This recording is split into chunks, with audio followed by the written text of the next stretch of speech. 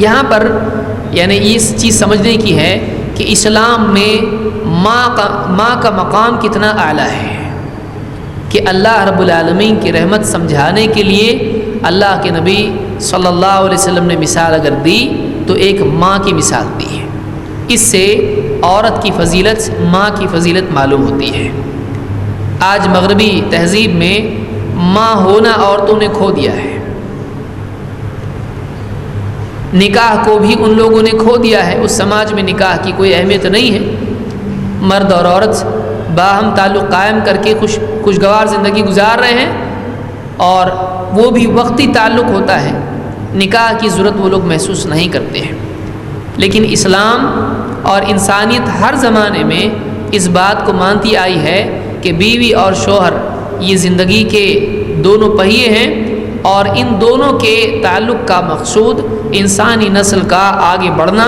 اور اولاد کی پرورش اور اس طرح کے سارے معاملات یہ انسان کے لیے ہمیشہ سے رہے اور ہمیشہ رہیں گے۔ لیکن اباحیت کے عام ہونے کی وجہ سے آج اس سلسلے میں خواتین، مغربی تہذیب میں خواتین اس چیز کو چھوڑ چکی ہیں۔ تو یہاں پر ماں کی فضیلت ہم کو ملتی ہے، اور آپ دیکھیں گے جیسے فیمنزم وغیرہ جو تحریکیں اٹھیں جس میں عورت کو آزاد کرنے کی بات کی گئی، انسان کے جبر سے، مذہب اور دین کے جبر سے، ریلیجن سے اس کو آزاد کرنے کی کوشش کی گئی، اس میں باقی جو دوسرے دین تھے اس میں عورت کے اوپر ظلم و ستم تھا، عورت کو اس کا واقعی مقام نہیں مل رہا تھا، عورت کو ایک گری پڑی چیز بنا کر رکھ دیا گیا تھا،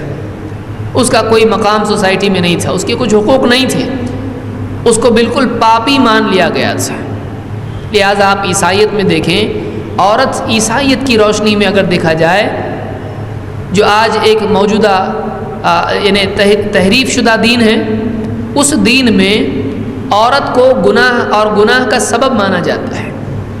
لہٰذا پال وغیرہ نے جو لیٹرز لکھے ہیں اس میں لکھا ہے کہ تیری ماں نے تجھ کو گناہ ہی میں جنم دیا ہے، یعنی ایک بچہ اگر پیدا ہوتا ہے، ماں کی گود میں آتا ہے، تو اس کی ماں چونکہ گناہ گار تھی، اور پہلی عورت چونکہ گناہ گار تھی جس نے پھل کھانے پر مجبور کیا، اس کے نتیجے میں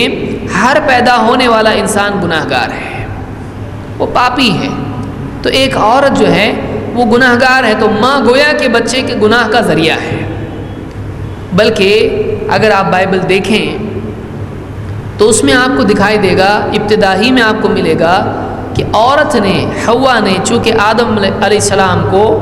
بائبل کے مطابق پھل کھانے پر مجبور کیا، تو اولاد ہونے کی تکلیف اللہ تعالیٰ نے بطور سزا عورت کو دی تھی۔ لیجیے، یعنی اولاد کی تکلیف